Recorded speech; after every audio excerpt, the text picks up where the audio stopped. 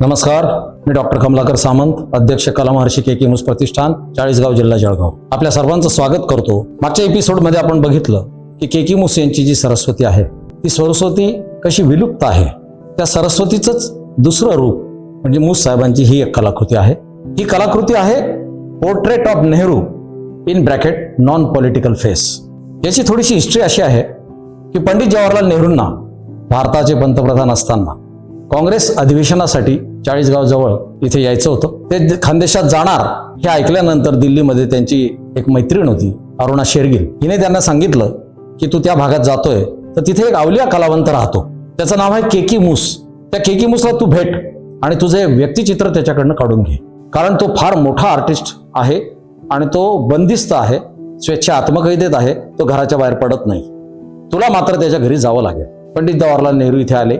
आपलं व्यक्तिचित्र के के मूसने घ्यावं अशी इच्छा त्यांनी महाराष्ट्राचे तत्कालीन मुख्यमंत्री यशवंतराव चव्हाण आणि प्रदेश कार्यकारिणीचे अध्यक्ष नासी फडके आणि त्यांना सांगितलं की तो जर येत असेल तर त्याला चाळीसगाव रेल्वे स्टेशनला माझ्या परतीच्या प्रवासात जेव्हा मी गाडीत बसेल त्याच्या आधी त्याला बोलवून घ्या आणि माझं एक व्यक्तिचित्र घ्यायला सांगा, माझा निरोप द्या त्याला जाऊन. ही दोघे इथे आली. मूस साहेबांना निरोप दिला. मूस साहेबांनी नम्रपणे त्याला नकार दिला आणि त्यांना सांगितलं की मी व्रतस्थ आहे, मी घराच्या बाहेर जात नाही आणि तुम्हाला व्यक्तिचित्र घ्यायचं आहे. व्यक्तिचित्र घेण्यासाठी तुम्ही माझ्या स्टुडिओत आलं पाहिजे.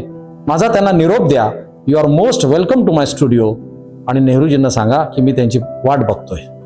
हा निरोप घेऊन हे दोन्ही जण नेहरूजींकडे गेले आणि नेहरूजींना निरोप दिला. नेहरूजी म्हटले ठीक आहे, तर मग माझी जी बोगी आहे ती गाडीला जोडू नका, ती बाजूला ठेवा आणि जी ट्रेन जाणारी आहे तिला जाऊ द्या, कारण लोकांची गैरसोय नको व्हायला. एवढे जाणीव असलेले तत्कालीन नेते होते. नेहरूजी इथे आले. मूस साहेबांनी त्यांचं यथोचित स्वागत केलं आणि ती इच्छा त्यांनी व्यक्त केली की मग तुझं कलादालन तर छानच आहे, पण तू मोठ्या मोठ्या लोकांचे पोर्ट्रेट घेतलेले आहेत, विन्स्टन चर्चिलचं घेतलेलं आहेस, क्वीन एलिझाबेथचं घेतलेलं आहे, त्या काळामध्ये तू जगभर फिरला, तुझ्याकडे अनेक लोकांची व्यक्तिचित्र तू घेतलेले आहेत, तर माझं एक व्यक्तिचित्र तू घ्यावंस. मूस साहेबांनी त्यांना सांगितलं की पंडितजी, तुमचं व्यक्तिचित्र मी यापूर्वीच घेतलेलं आहे आणि तसं व्यक्तिचित्र माझ्याकडनं पुन्हा निघणार नाही, कारण ताजमहाल हा एकदाच बांधला जातो आणि नंतर ताजमहाल बांधणाऱ्यांचे हात कापले जातात. तसं तुमच्या बाबतीत माझे हात कापले गेलेले आहेत, त्यामुळे तुमचं व्यक्तिचित्र मी घेणार नाही. तुम्ही माझं कलादालन बघा. तुमचं मी काढलेलं व्यक्तिचित्र हे टेबल टॉपच्या स्वरूपात आहे आणि ते तुमच्या तिसऱ्या चेहऱ्याची ओळख करून देणारी, कारण प्रत्येक राजकीय नेत्याला दोन चेहरे असतात, ते तुम्हाला पण आहेत, पण तुम्हाला तिसरा चेहरा देखील आहे. तो तिसरा चेहरा मी कव्हर केलेला आहे. Every statesman has got two faces. One is public face which is very generous, another is private face which is very cruel, असं मूस साहेब म्हणायचे. पण Nehru had three faces and I have covered his third face. त्याच्यामध्ये ही कलाकृती त्यांनी निर्माण केलेली होती. नेहरूजींना सांगितलं की तुम्ही दिल्लीला पोहोचा, या किल्ल्यात ती आता सापडणार नाही, मला सापडल्यावर मी पोस्टाने पाठवतो आणि त्याच्यावर तुमचा अभिप्राय द्या. ती त्यांनी पाठवली. पंडितजींचा अभिप्राय आला, it's a unique portrait of my life. हे की पंडितजींचं पोर्ट्रेट मूस साहेबांनी टेबल टॉप मध्ये साकारलेलं आहे. हा सिम्बॉलिक टेबल टॉप आहे. याला त्यांनी शीर्षक दिलंय की portrait of Nehru non political face.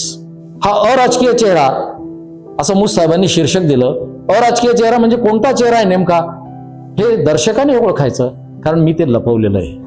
ही माझी सरस्वती असल्यामुळे मला ते लपवावं लागलं.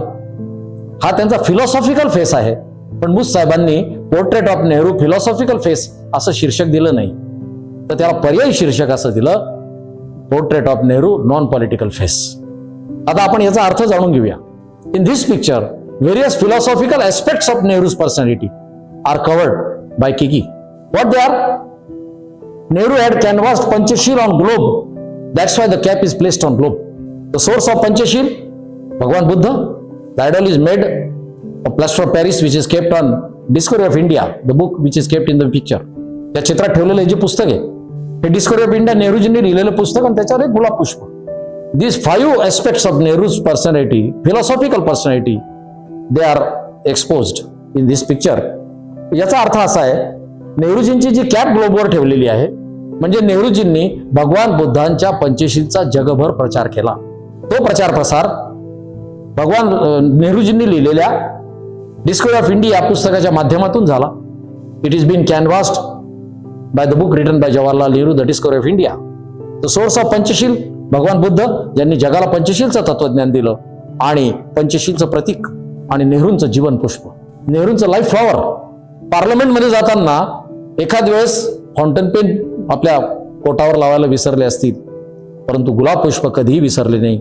आणि हे गुलाब पुष्प ते ब्लेझरवर किंवा कोटवर धारण करत नव्हते, तर ते गुलाब पुष्प म्हणजे पंचशील आपल्या हृदयात धारण करत होते, असा त्याचा अर्थ आहे. आणि this is called portrait of Nehru philosophical face. या सरस्वती ज्या आमच्या या कलादालनात प्रदर्शित केलेल्या आहेत, असे नवीन नवीन कलाकृतींचे व्हिडिओ बघण्यासाठी आपण याला सबस्क्राईब करावं ही मी तुम्हाला विनंती करतो. धन्यवाद.